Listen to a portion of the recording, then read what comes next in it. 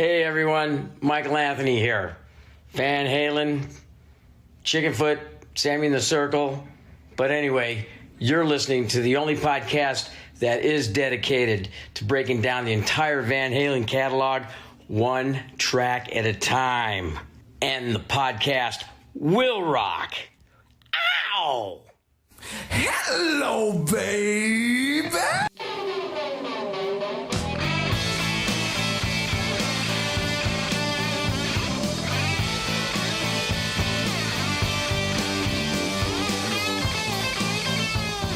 What's up, all you rockers, rockettes, and everything in between? You have joined us for a new edition of And the Podcast Will Rock. Welcome back to the show. If you're new here, we are the podcast that dives into the catalog and the discography of one of the greatest rock and roll bands of all time, Van Halen. We do it one track at a time. I am your co-host, Mark Kamira. With me, as always, Corey Morissette. Corey, how you feeling? How's it going? Yeah, I'm feeling pretty good. We had a little break. We did the live shows, so we got to take last week off, which means the last, three podcasts I recorded this week were all with John Mariano. So I was very much looking forward to tonight. Oh, I'm sure everyone needs a Mariano in their life, but also everyone needs some downtime from a Mariano, especially if your name is Corey Morissette. But hey, look, you keep doing shows with the guy, you're stuck with him. You're stuck with him for life. So it's who are we to blame here, right? Good point. And we're talking about more. So I'm just a glutton for punishment. What you are is just an enthusiast of podcasting. And luckily you have such a willing to go partner in crime as Mariano to see you through the way. But not this time. This time it's you and me, my dude. But it's not just you and me. No, we are joined by some guests, some people who've been wanting to be on the show. And lo and behold, here we are. It's been a while, I'm sure, but you've been patient. So thank you. Please welcome, joining us on the show, Gene Hickey and David Lee Smith. How are you guys doing today? Very good, guys. How are you? Not too shabby. Not too shabby.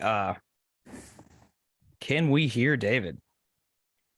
Well, I was wondering if all this time you were going to make a David Lee Roth joke out of my name, but other than that, I'm great. Thank you for having me on here. How y'all doing? That would have been too easy. It would have been too easy. And I just figure you're joining us on a Van Halen podcast, so why bother making that joke? It's probably been done ad nauseum. Am I right? I do it all the time with other podcasters. I mean, hey, take the Ridiculous Rock Record Reviews podcast, who I'm good friends with. So I do it all the time as whenever the opportunity comes. So, oh, well.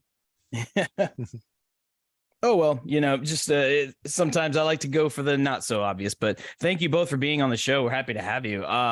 Let's see. Give me just a little bit of background on the both of you. We'll start, Gino, we'll start with you, man. What is your, I guess, past, for lack of a better word, relationship with the band Van Halen?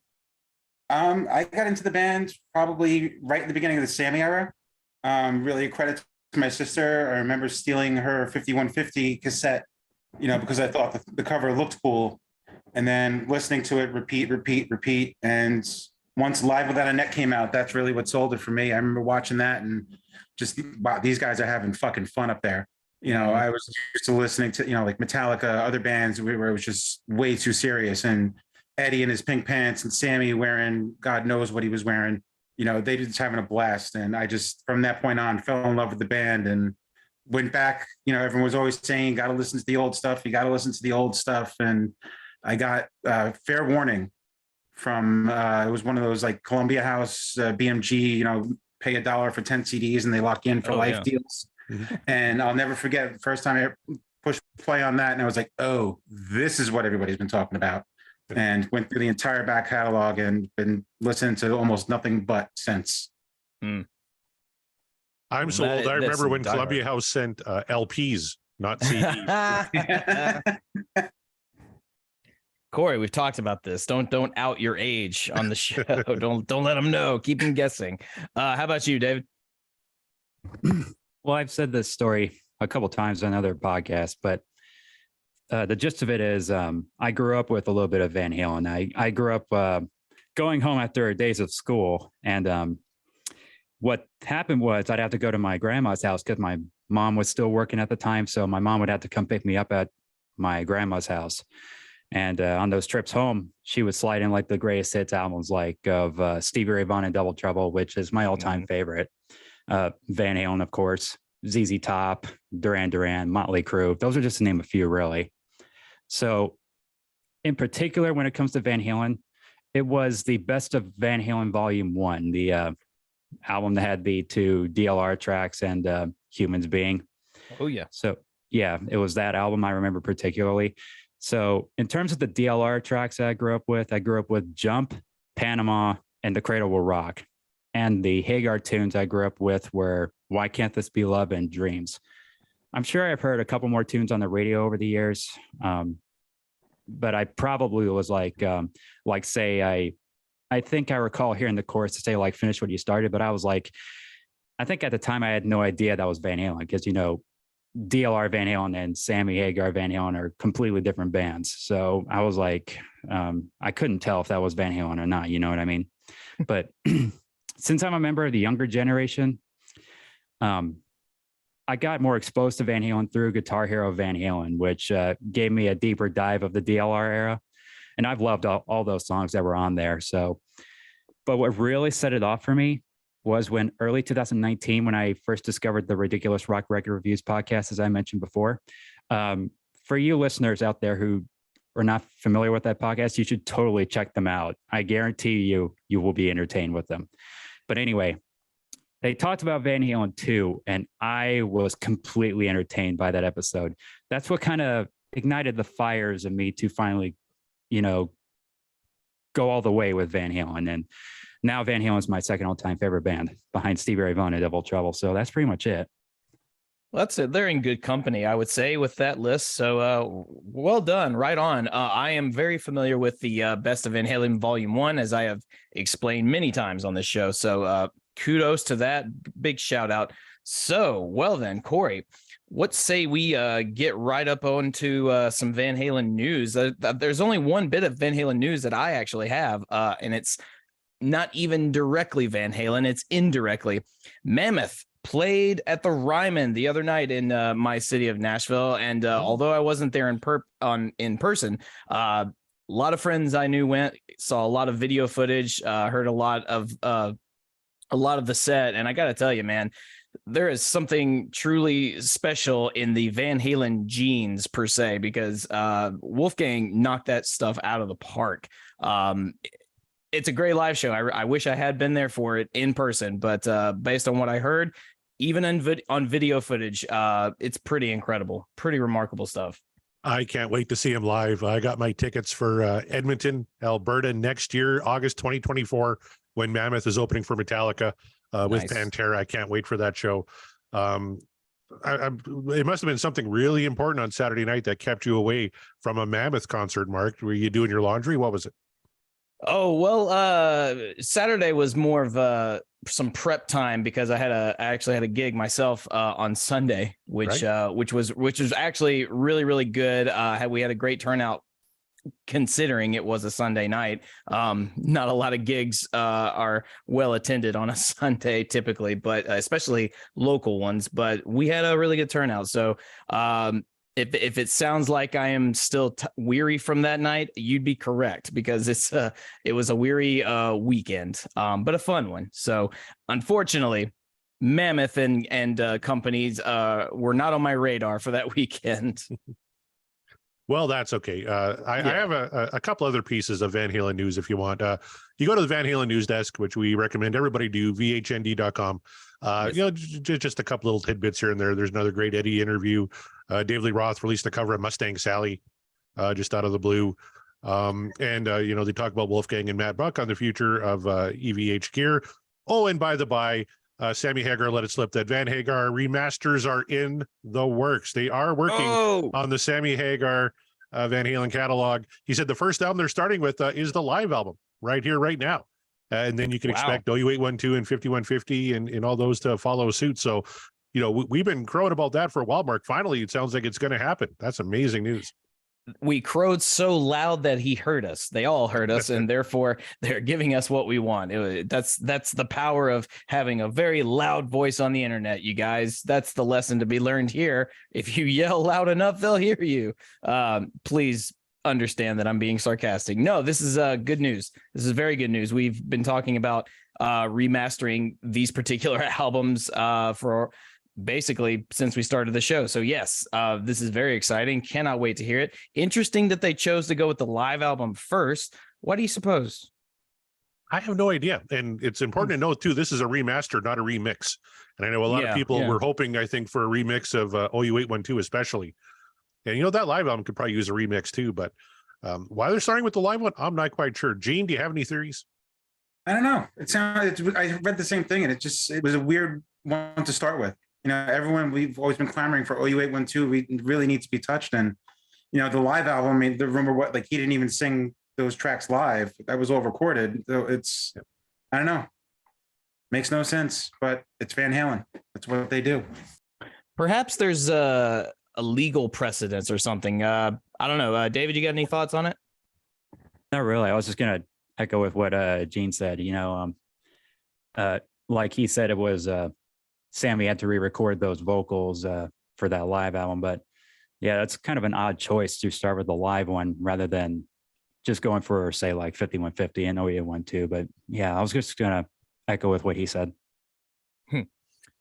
Well, nevertheless, it's a good start in the right direction, I think. So that's some good Van Halen newsworthy news. So thank you guys. As Corey said, tune in to Van Halen News Desk. That they're our friends, and we get all of our basically our Van Halen news from them. So if you don't want to hear it from us secondhand, it just goes straight to the source.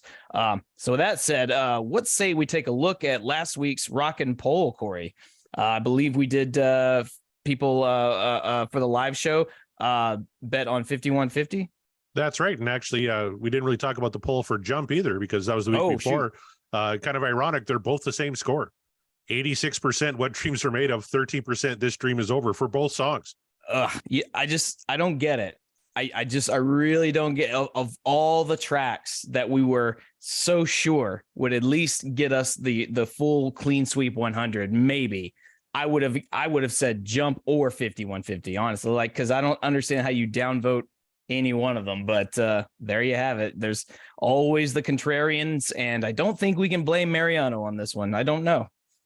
I held up my finger saying that means that's me saying there's always going to be that one person, whether you want to admit it or not. Yeah, oh, sure. We've learned it at this point, but it still still catches us off guard every time. It's still annoying. I mean, and there was at least 15, 20, of them. That's just, how do you downvote Jump? I mean, I understand that some people don't think it's the best Van Halen song. I get it, but still, to downvote it, meaning that nope, this is no good. It's not for me. Are you even a Van Halen fan? I don't know. I don't get it. Excuse me. I was just gonna say maybe it's just it's kind of difficult for me to explain this stuff. Really, it's there's gonna be some of those fans that prefer the balls out rock Van Halen or whenever they looked at Jump, it's like, oh, Van Halen's going more corporate direction. Well, that's Eddie going in that direction, or it's difficult for me to explain, really. No, it may be that. Well, I'll just kind of sum up the comments on Jump. We won't go through those ones tonight, but sure. The only negative thing we ever got from Jump is just that it's a tad overplayed. Which how that constitutes 13% downvoting it, I have no fucking clue. Yeah, I don't either. It's like you guys are actively just choosing to just be contrary to be contrary. Yep. And then on 5150, actually, probably our most popular poll, we got double the votes we normally get on these polls. So a lot of people voted on this one. So actually, a lot more people downvoted 5150. If you want, Mark, we can kind of go through some of the comments here. Let's do it. All right. Our buddies from the Rock Roulette podcast said the bridge non-singing part of the song is a bitch to play. I think that the 5150 time frame is the pinnacle of EVH's playing technique wise. Personally, great song. Mark from the Rock Roulette podcast. So I'm not a guitar player, but I imagine it is a bitch to play. Absolutely. Oh, yeah. I can tell you straight up it is. Good buddy Jonathan Todd said, this song is the best Van Halen tune in the catalog. The live version from Live Without a Net is the best live performance of the song ever. I don't think you're going to get much argument from the four of us on the panel tonight.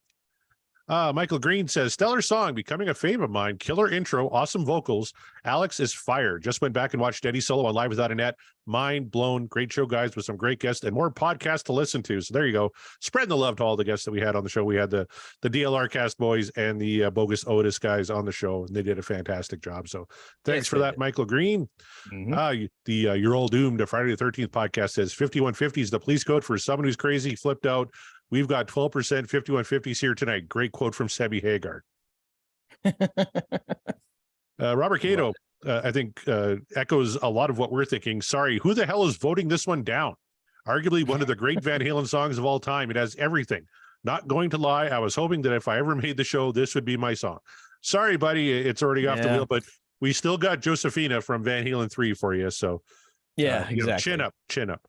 Coach Green says, great song, one of the best in their catalog. The live version might be better. Yep, it very well could be. Yep, everyone's giving a thumbs up. Hard agree on that one. Jeff Brewer says, great to see the song getting its due here. Hands down, this is the best song on that album and the best song Sammy ever wrote with Eddie Van Halen. Best Sammy lyrics. Love the live version. Love Ed's little harmonics after Sam's running politician line. Priceless. I mean, do I think it's the best on the album? Possibly. Don't know if it's the best that Sammy ever wrote with him. That's up for debate, but I'm not going to fight you too hard. Top five? Can we agree on that maybe? Of the Sammy era? Yeah. What? Oh, 1,000%. Yeah. Okay. Same here. Daryl says, the song is my top 5 Van Halen of all eras, and the album is as well. So there you go. Bag of E says, amazing Sam song, arguably best of the Sam Van Halen catalog. Absolutely. Our good buddies at the Deep Purple podcast, we're going to be on the show, Mark, in March. They said a jewel of the Sammy era. Absolutely right. Jeff says, my favorite Sammy song.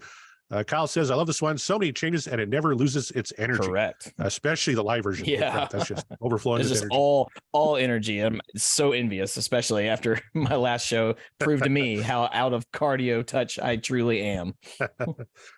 Chris says, my favorite Van Hagar song. Mike Griffin says, the best Van Hagar track, in my opinion. Hopefully this gets remastered, as Sam has indicated. That's what's missing in the studio version. Sounds like you're hearing it played from a tunnel or something. Live version is killer.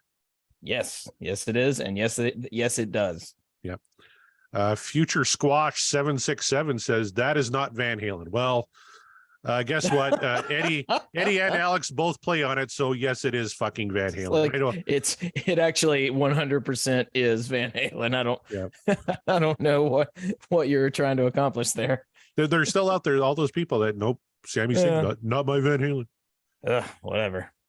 Oh, sorry. I was just thinking, since you said that this is not Van Halen. Well, I think another reason why I had this other point in my head is because, like I said earlier, DLR Van Halen and Sammy Hagar Van Halen they sound different in terms of the guitar sound.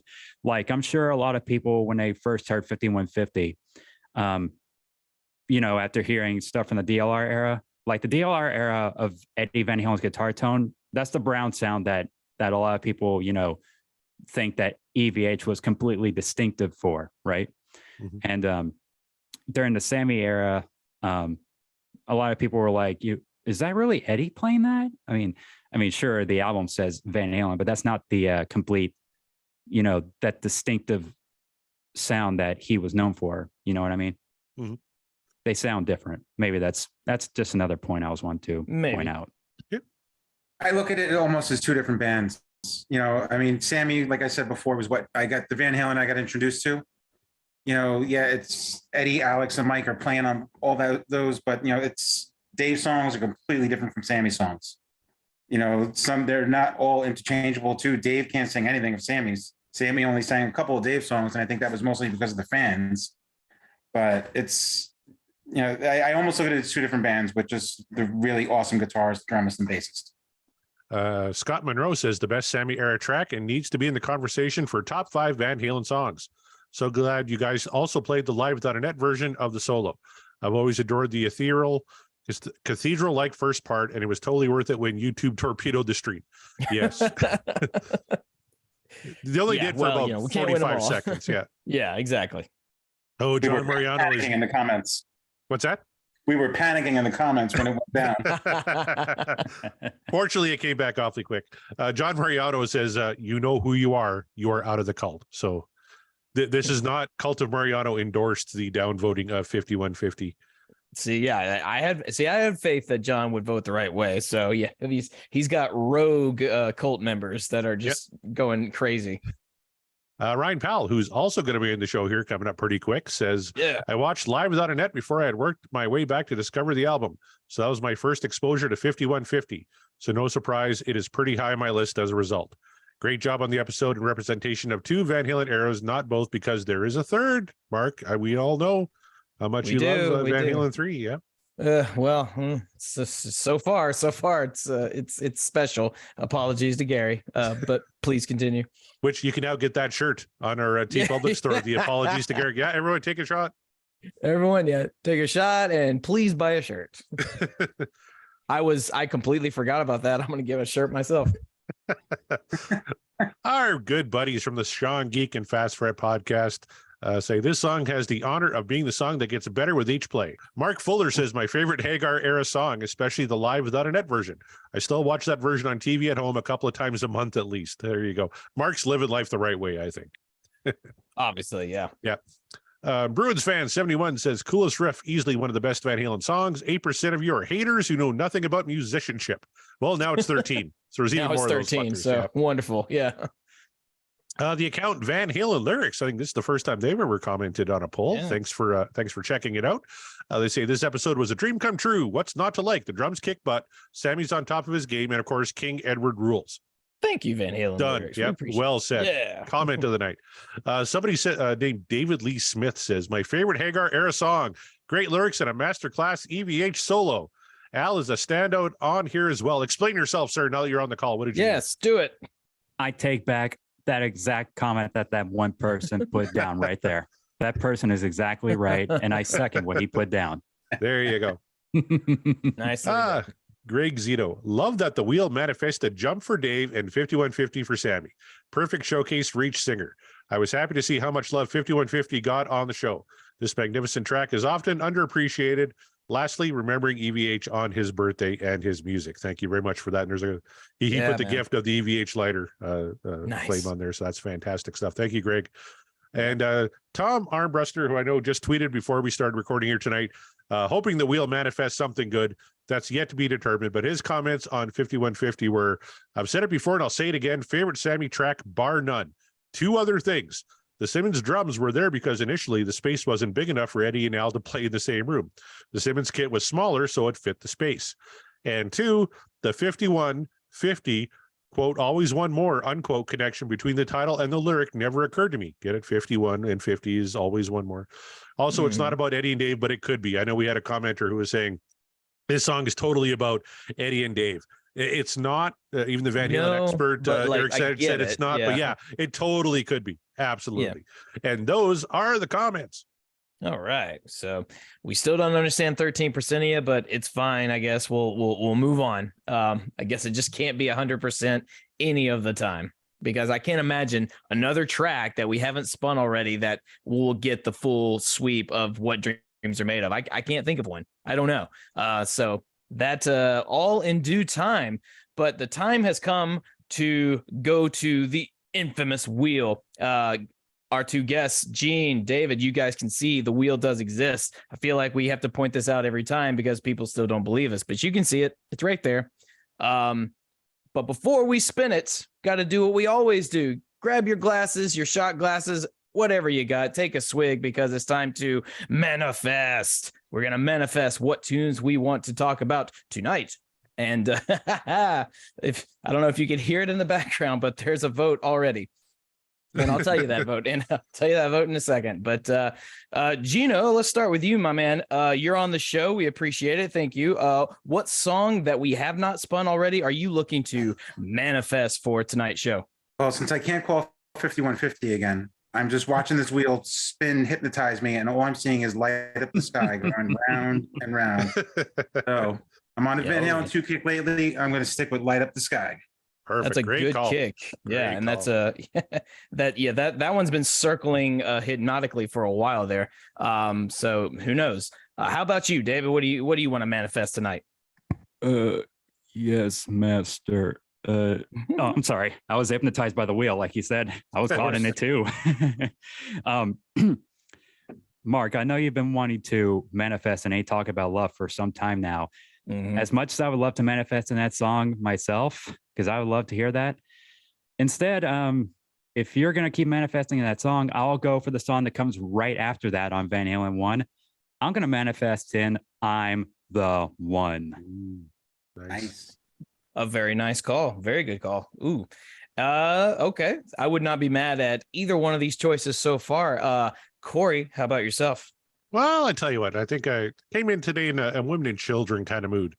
So I'm thinking Everybody Wants Some would be a good one tonight. Oh, I'm shocked we haven't done that one yet. That would be so good. Yeah. So that 3 for 3 would not be mad. Kind of hope it all happens. And so therefore I'm going to manifest not Ain't Talking About Love this time. I am not going to manifest another track that I have been trying to get on for quite some time now. Instead, I'm going to manifest something from the good old album Fuck, For Unlawful Carnal Knowledge. I want right now. That's what I want. That's what I'm aching for. I don't know why. Maybe it's because I'm in a piano mood, and or maybe it's just because it's a really solid Sammy era track. I don't know. But I'd like to hear it. I'd like to discuss it. So there you are. Those are our manifestation predictions, our hopes, our dreams. Will they be what dreams are made of? Or will our dreams die because the spinning of the wheel is fickle and we never know what she wants to give us? So, Corey, if you're ready, Gino's ready, David's ready, I'm ready. Hopefully, Sammy backstage is ready. So, whenever we can, let's spin the wheel. All right. Well, I know Gino. I'm a New York Giants fan. He's a Jets fan. My team is much better than his team. So, in honor of Gino, we're going to shuffle this thing. Jets, Jets, Jets, Jets. All right, we're all shuffled up. Here we go. Here we go.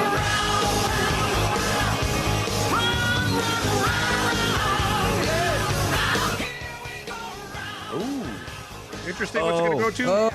Fair warning. Sinner swing. Inner swing. All right. Nobody picked a Back fair to warning Fair song, Warning. but is everybody Nobody happy know. here?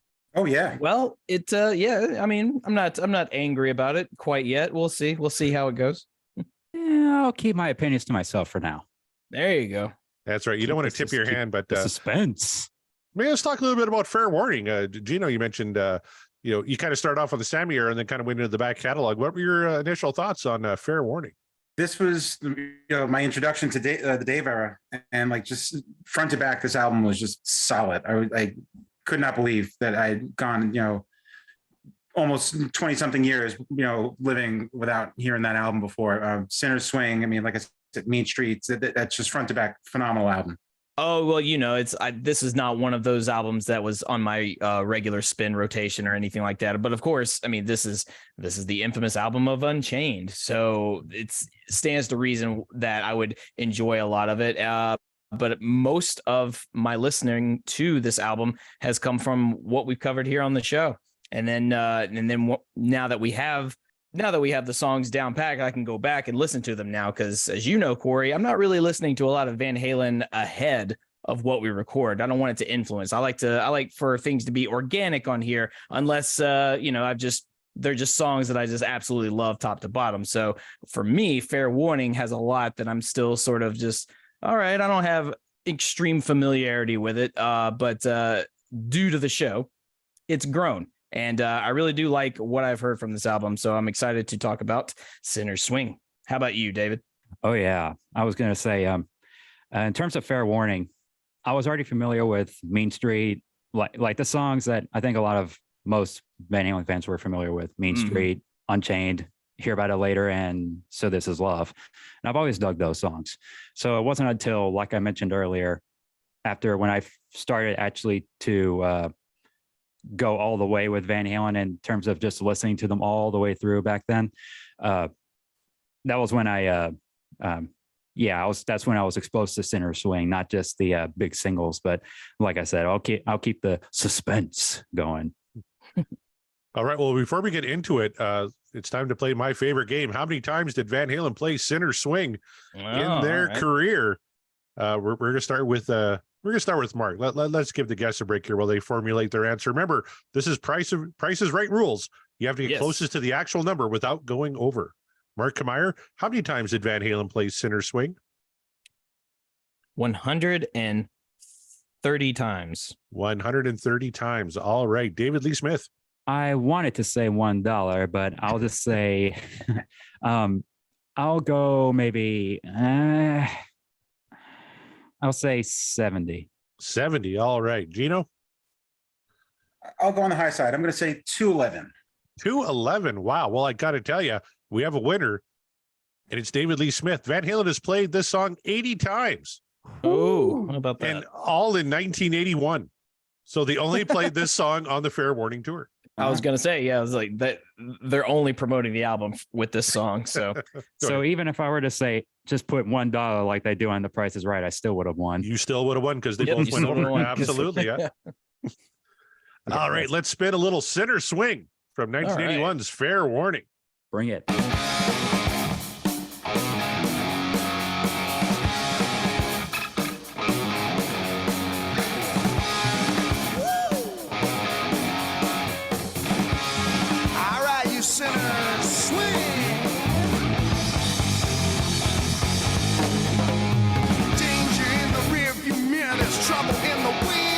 See right away, Sinner Swing. It's he's letting you know ahead of time like what you're in for, and the band goes literally in full swing. I love that. I love this intro. It definitely does swing. It's right in Dave's wheelhouse. It's that he's scatting, just singing. He's got a big band behind him in his mind right now. He doesn't have Eddie Alex Mike back there. Good call. Absolutely. Yeah. Yes. Yeah. Right away, the band is completely bringing what the title says, Sinner Swing. I think this is the boogie rocker of Fair Warning, because there's always like one of those ZZ Top influence style boogie rockers that, because they were big fans of ZZ Top since they covered a couple of their songs back in the club days, especially Beer Drinkers and Hellraisers during the US Festival, which is a cool performance of that, I got to say. But yeah, there's always one of those boogie rockers on each of their albums. Like Bottoms Up, I'm the One from VH1. No, not the TV channel VH1, Van Halen one, I should say. Take Your Whiskey Home. Those are just to name a few. So yeah, this is the boogie rocker of the tune, I must say. It's the party song. And I thought it kind of weird that Billy Corgan of Smashing Pumpkins kind of used this song as an example, saying that Fair Warning was dark and aggressive. And I know lyrically it kind of gets a little dark, but musically, it's kind of a party song. Oh, yeah. Complete swagger, for sure. 100%. Madness bringing up the rear, the menace is through skin. She looks so fucking good, so sexy and so frail. Something got the bite on me, I'm going straight to hell. She looks so fucking good, so sexy and so frail. Yeah. You tell it, Dave. That's right. Just wanted to point that out. You tell him, Dave. I think that's why a lot of the Dave fans, because they want to hear like Dave brings the attitude and the swagger in terms of like I said, Dave era Van Halen is more like the balls out rockers. I'm not saying that Sammy era didn't do balls out rockers, but I think I want to say maybe 90% of the DLR catalog is more attitude and balls out rockers, I would say, because of stuff like this. Just one other thing completely off topic. I love how the website lyricsfreak.com spells out fucking, but sexy they have to blur it out on yes, right. I was totally going to point that out. Fucking is fine, but yeah, they have the asterisks on sexy. It's the dumbest thing I've ever seen. And we had a lyrics site that showed us play Splat and Bone for a fucking lyric.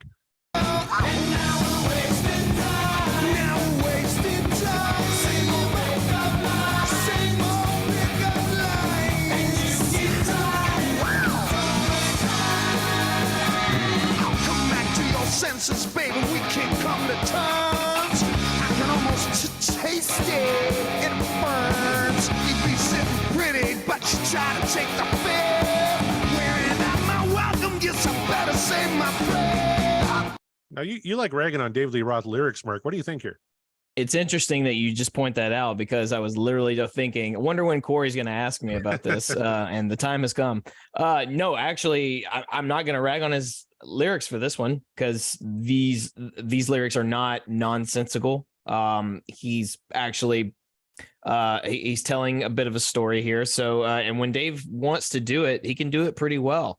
There's nothing to say he can't do it, and I have retracted a lot of my earlier biases towards his lyric writing versus Sammy's because neither one of them are capable of being perfect. That's for sure. But no, these lyrics are fine. They fit. They absolutely fit the music. Has anyone read Hunter Thompson's book Hell's Angels? Because it's believed that these lyrics were inspired by Hunter Thompson. I have actually. Yeah. Now I'm gonna have to like rethink. Well, I could see that. Yeah. I could see some of it. What about our guest here, David? Thoughts on the lyrics?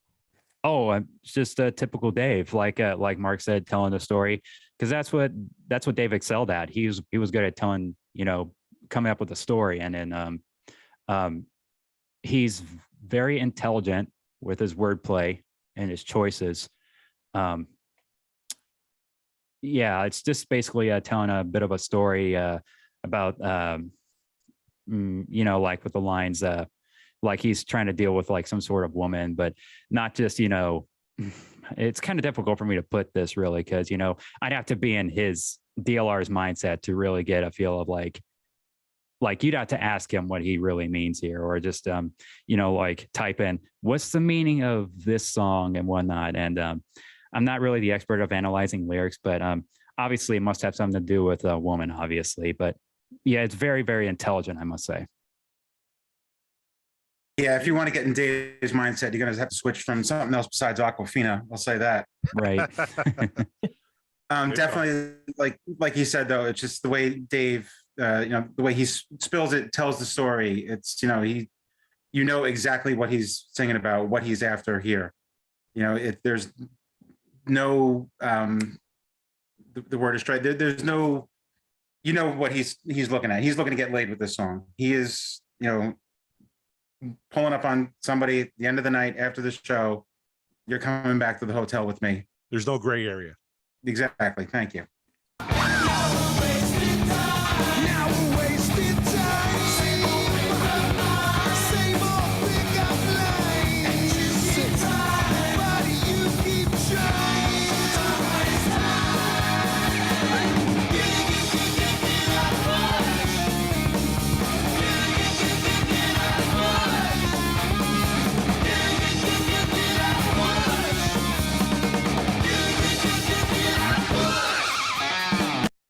The working title for this song was "Get Out and Push." All those gets, they were all included in the title. Okay. Yeah. So, yeah, I was just gonna comment. You can't have a fun swing like this and not throw in Mikey's high vocals, and Eddie's, but it would just be missing so much if Michael's presence vocally was not clear. Oh, we're coming up to a great solo here. Probably one of the more frantic ones from the record. Let's check it out. Yes.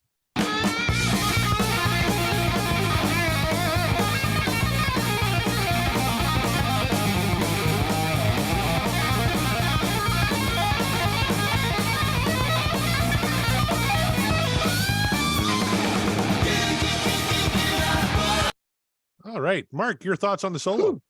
It's like it happened so fast. It's like, wait, did it happen? Like, wait, where did it go? No, it's there. It's very present, but the song moves at such a quick tempo and such a quick pace that solo could easily have just disappeared under it all. And that's not a knock on the mixing or anything like that. It's just, I don't know. Maybe it was because I was so engrossed in it and I just expected it to be kind of one of Eddie's extensive solos, and that just didn't happen. He just went, nope, here you go. You get a little bit of this and then I'm out. All right, back to the swing. So I'm kind of thrown for a loop. I'm sorry. It's one of those rare times where it almost seems like Eddie was trying to keep up with Al and Mike.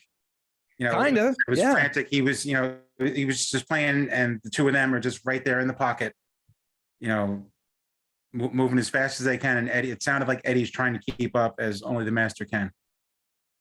Right. I mean, because like I said, this is the boogie rocker, and boogie rockers are normally very up tempo and pretty fast. So you're going to expect a typical EVH clinic masterclass, really, with this in terms of a song like this. Like if you were to hear the solo, like say I'm the one, that's a clinic in of itself right there.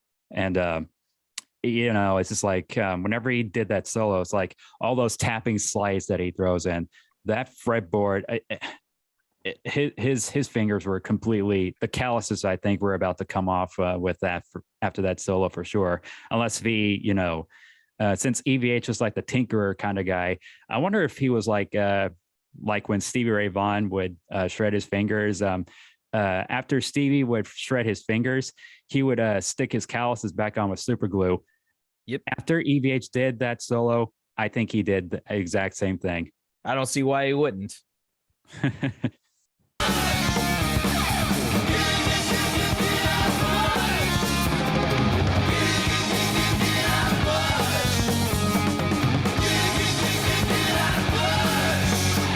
Soon you'll see my silhouette darkening your door. I can almost taste it. I want more. No one's above suspicion. No one's got it wired. I make with my fingers while my iron in that fire. And now we're wasting time. Same old pickup lines. But you keep trying. All right, I found a quote here from Guitar World that says, an aggregated groove constantly shoves the song forward. Dave's urgent vocals suggest a Lothario on the prowl, and Ed's frantic, slightly sloppy solo feels more like a panic attack with rapid fire tapping and hammer-ons barely constrained by 6 high-tension wires. That is accurate. That sums it up pretty well, doesn't it? Yeah, it does. That's because it, like I said, it moves so fast that was it really there, or did we all just imagine that it was there? It's like everything just happened so fast. It was like a train wreck, but in a good way, a good train wreck. And in that same article, Eddie is quoted as saying that was a spontaneous first take. Yep, I believe it. Anybody doubt that, Gino? Nope, not 1 second. Shaking my head here. Me neither. I mean, someone who is as masterful as Eddie, I wouldn't expect anything less out of him. No, like any of the guitar greats you could think of that says they did a specific something in one take, I wouldn't doubt that for a second.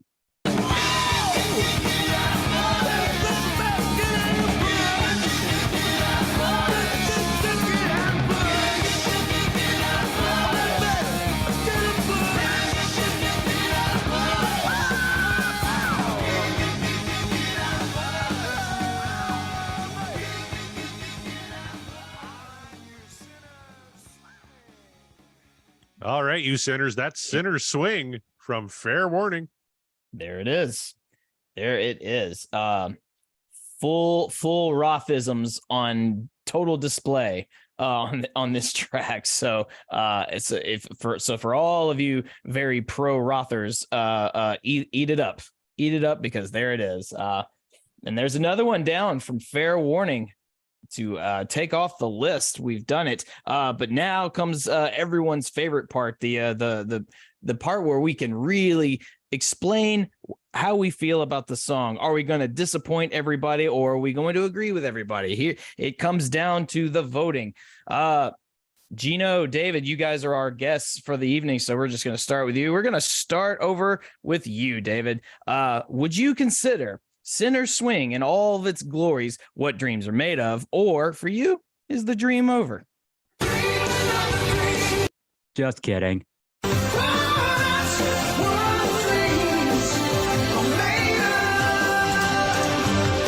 That's my shtick. Quit stealing my act. Hey, I try to be funny too.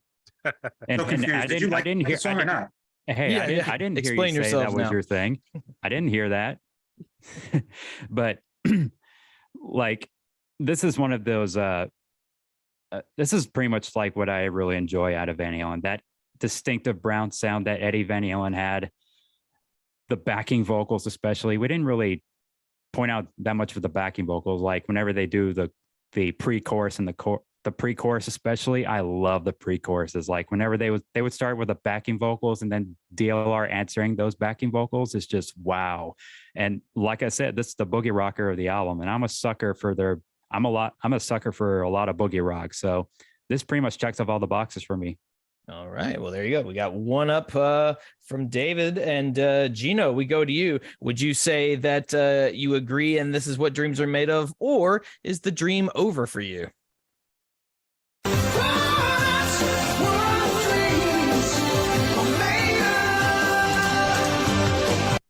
Yeah, I love this song. Calling it a boogie rocker, it's a perfect fit for this. I mean, yeah, we didn't get a chance during the course of the song to hit the Alex Van Halen appreciation button, so I'm going to do it right now.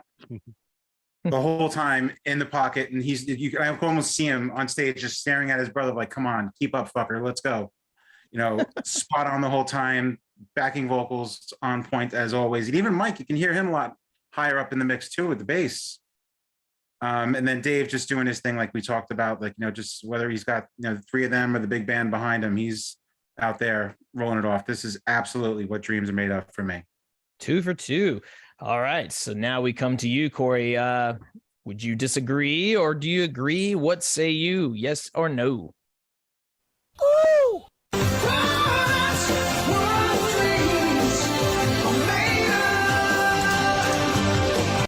Come on, it's Sinner Swing. This is one of my favorite tracks from Fair Warning, on an album that's kind of got a little darker tone to it. Like I said, this is the party rocker on the album and the boogie rocker. And I'm a big ZZ Top fan. I get what you're saying, and this absolutely fits that bill 100%. Some of my favorite Van Halen tracks are from this album, and this is absolutely top tier Fair Warning for me. Is Sinner Swing. There's absolutely nothing wrong with this, and I love what Gino said about Alex kind of saying, keep up with me, fucker. Because we've had a lot of different examples of Alex kind of throwing a little something extra in while Eddie's playing, like a little extra roll here, a little, syncopated drum maneuver, just something to kind of differentiate himself. He didn't do that here, right? Him and Mikey are just driving the train forward and like daring Eddie to keep up. I love that comment because I agree 100%.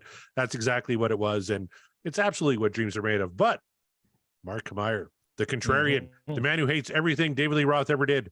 What did you think of Sinner Swing? Is this what dreams are made of, or is this dream over? Well, when you put it like that,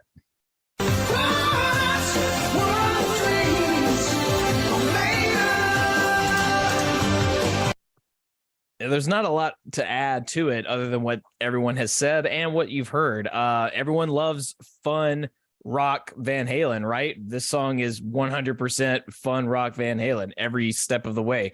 As I mentioned, you get all your Rothisms, all the things that you love, everything that David does really well. He does it really well in this song. And that includes lyrics. When he wants to write good lyrics, he writes them well. So while this is, as Corey said, very kind of dark in terms of lyrical content, the atmosphere and the vibe of the song is fun because it's a swing. It's right there in the title. And how can you not have a smile on your face when you're listening to some good rock swinging? That's my question to you. And you get back to me on that, but we've done it. There it is. Full clean sweep. That's what dreams are made of for Sinner's Swing. So yay. Give yourselves a round of applause, everybody. We did it. It's not often we get to do it, but we did it. So there you have it. Corey, anything else to add? Glad to be back. Glad to have spun a Fair Warning song, and glad for Sinner Swing, and glad to be part of the Deep Dive Podcasting Network. Maybe we should go through the shows that you can find on the Deep Dive Podcasting Network. We have myself, John Mariano, and Scott Haskin doing a little show called Backtracks Aerosmith Revisited. John Mariano and myself do a show called Backtracks Theme Music, where we're talking all things music and movies. Scott also does a show, Uriah Heep, the Magician's Podcast. They have a new album out, so he's breaking down that entire album on that show. Nate and John at the Deep Purple Podcast will be on this show in just a few weeks' time. The Simple Man at Skinnerd Reconsidered, Terry T-Bone Mathley at T-Bone's Prime Cuts on the Other Side, Rye at Sabbath Bloody Podcast, Paul Joan David at In the Lap of the Pods, Andy and Matt at Hawk Binge, Eric and Jonathan at Maiden A to Z, Daniel and Josh at Diary of the Madmen, the Ultimate Aussie Podcast, Ben and Sam at Universally Speaking, the Red Hot Chili Peppers Podcast, George and Hattie at the Judas Priest Cast, Clay and Rye at North by South Podcast, Greg and Jonathan at So Far, So Pod, So What, talking everything Megadeth, Kevin at the Tom Petty Project and Seaside Pod Review with his good buddy Randy, Quinn at And Volume for All, and Sav, Nick, Steve, and Mark at the Rock Roulette Podcast. If you want more information on our little show here, you can follow myself at CD Morset or Mark Kameyer at Mark the Bat, and you can check out our website, www.podcastwillrock.com. We're just settling on a date for the February live show. We're going to call it fucking February. And we're just going to post a link. Whoever wants to come on, come on. We're going to spin the wheel a couple times. We're going to have some drinks. We're going to have a good fucking time. So look forward to that in the coming weeks.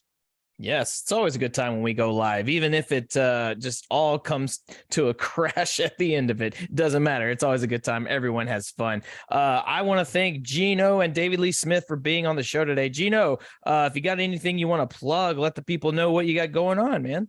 No, you can find me on Twitter. It's at Hickey Gene. You'll really just find me making snarky comments on the polls, just shaking my head at, Jump and Beautiful Girls and Dreams and all the fucking things these people just keep downvoting for God knows why. That's you got me. When you figure out that mystery, please let us know and keep us informed, because people are up to something. David, how about you, man? Not much. I'm just on Twitter at Davey Lee Smitty. I'll go ahead and spell that out. Capital DAVEY, capital LEE, capital SMITY. That's all one word. Just making silly comments about stuff. And I do have a YouTube as well, the same username. If y'all want to check that out, then go right ahead. Then please be my guest. So that's all I got. There you go. Once again, thank you guys so much for being on the show, for contributing your thoughts, and you're spreading your love of Van Halen. Thank you. That's all we try to do on the show. We try to just spread a little bit of love about this band that we enjoy. But remember, folks, we're not experts. We are not rock historians or whatever you want to call them. We just are simple fans talking about a band that we like. We're not all going to have the same opinions. Matter of fact, we are going to have opposite opinions a lot of the time. That is what makes us individuals. But the difference is we get together, we find understanding, we find common ground. And it's easy to find common ground in a band like Van Halen, because it's all just a cavalcade of good music. Even when it's not so great, it's still pretty damn good. And that's what we're all about, spreading the word of pretty damn good Van Halen. We are And the Podcast Will Rock, and we will rock you later.